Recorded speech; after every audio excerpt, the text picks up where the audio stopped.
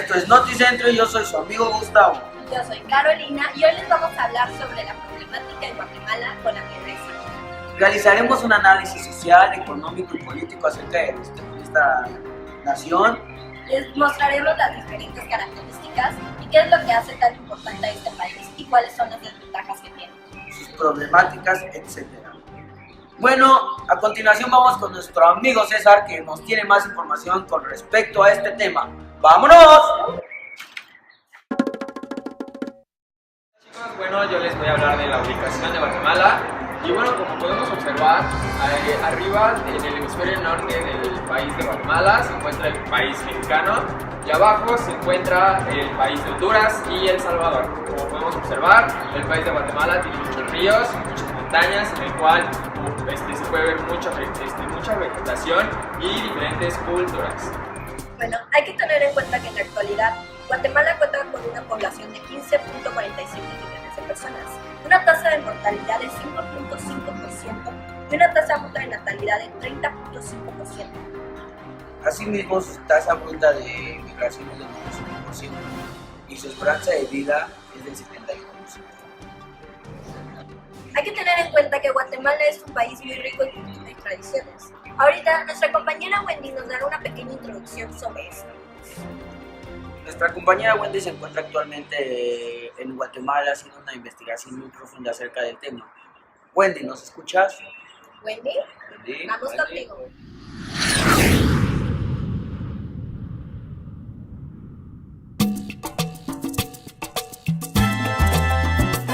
Guatemala está conformada por varios grupos étnicos, entre los cuales está el grupo Xinca, que datan su origen a partir de la cultura andina. Actualmente están en peligro de desaparecer, ya que solamente un grupo de ancianos son los que hablan el idioma Xinca. El pueblo Garifuna tiene sus antecedentes a partir de la isla San Vicente, ya que sus antepasados, llamados caribes negros, se fueron mezclando y así se dio origen al pueblo Garifuna. El pueblo maya es un pueblo que creció rápidamente en Guatemala y dio origen a muchos pueblos, entre ellos los cachiqueles, el pueblo mam y el pueblo quiche. Dentro de la cultura de Guatemala se encuentra su religión. Durante la colonia, la única religión establecida era el catolicismo. Actualmente los diferentes grupos étnicos cuentan con su religión, es decir, son politeístas. En su idioma se encuentra el idioma español, ya que es el que más abarca la población. Aunque debemos de tomar en cuenta que existen 21 idiomas mayas que se siguen hablando, es decir, todos son bilingües. Las fiestas típicas de Guatemala son una expresión muy importante de ellos y podemos abarcar el Día de Muertos y la Semana Santa.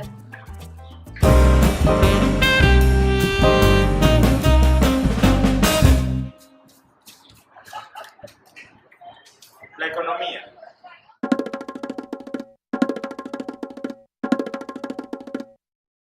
Hay que tener en cuenta que lo que ayuda en la economía de Guatemala es su comercio en la agricultura y también mucho el turismo que hay en su país. Ahorita, nuestro compañero Martín nos dará una introducción sobre este tema. ¿Cuáles son las características que tiene en su economía este país? Vamos allá. Yo, el doctor Martín Ansúrez, les explicaré año con año, desde el 2012, los indicadores de la economía de Guatemala. Asimismo, les explicaré los sectores económicos más importantes en este país. Comencemos. En esta tabla se pueden ver reflejados los últimos 3 años en la economía de Guatemala. Vamos a analizar los años 2012, 2013 y 2014, así como los 4 conceptos básicos, los cuales son PIB, crecimiento económico, inflación y desempleo.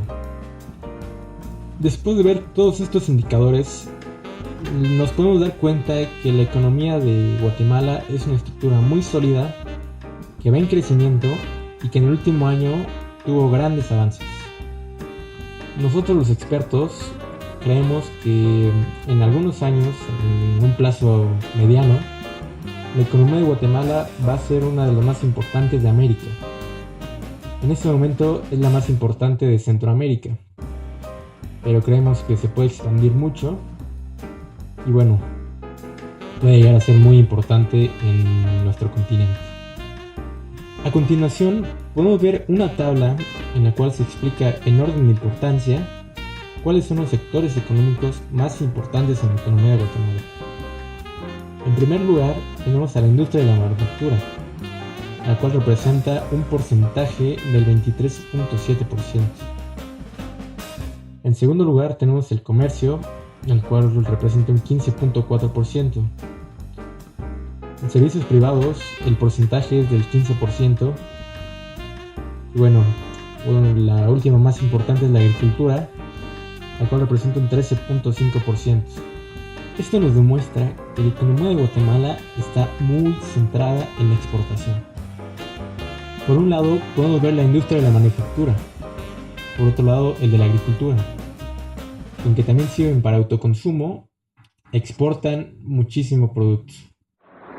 Bueno, compañeros televidentes, a continuación nuestro compañero César nos va a platicar acerca de los organismos que controlan la economía en Guatemala y los organismos internacionales a los que están relacionados. Bueno amigos, yo les voy a hablar del Banco Central de Guatemala, que es el organismo el cual controla la economía en el país guatemalteco. Sus principales funciones es mantener en buen estado la economía guatemalteca. Es el único proveedor del país que mantiene el dinero y aparte administra más que bien el entorno social y económico en las diferentes zonas en las cuales se reparte el dinero en las diferentes provincias.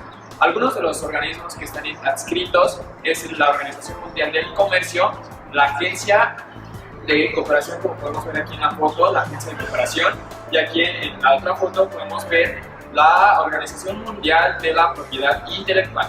Regresamos al estudio.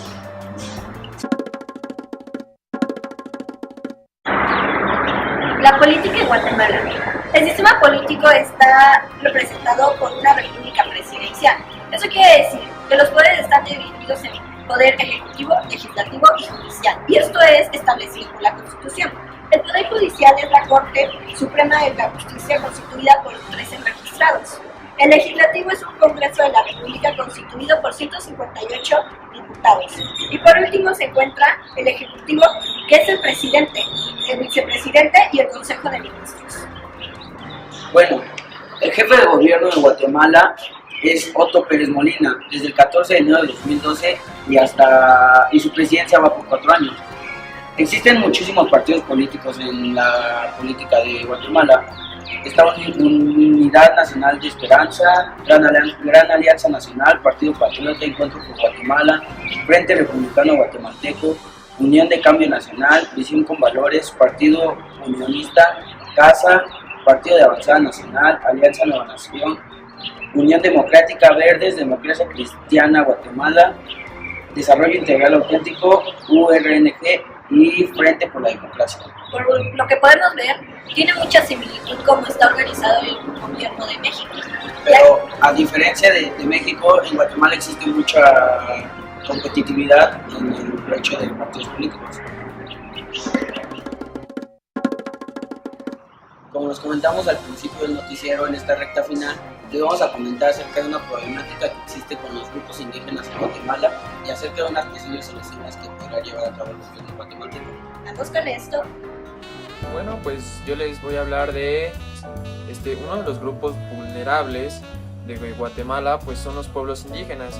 Según el Comité de Naciones Unidas, poco menos de la mitad de la población de Guatemala sufre, como todos sabemos, el país de Guatemala está señalado como uno de los países en mayor pobreza extrema, y así lo indica que como tiene el 47% de población indígena, se encuentra en población extrema, o sea, no tiene nada. Entonces esto conlleva a describir a Guatemala como una de las naciones donde los indígenas no reciben ni siquiera servicios médicos ni ningún bien en sus hogares. Entonces, como parte de la población deberían recibir, así como una exclusión social como parte de los habitantes del país. Nuestra propuesta en el servicio médico es implementar nuevas clínicas en comunidades pequeñas para que las sociedades puedan acudir a ellas. De igual manera, el evitar la negligencia médica.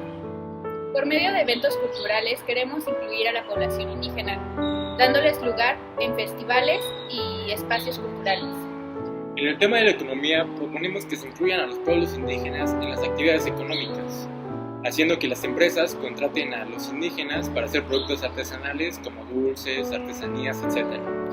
Nosotros proponemos que se cambie el sistema educativo para que las personas tengan un sentimiento más fuerte y respeto hacia su cultura y las diferentes tradiciones que hay en este, y así tengan un sentido nacionalista y estén más orgullosos de su país.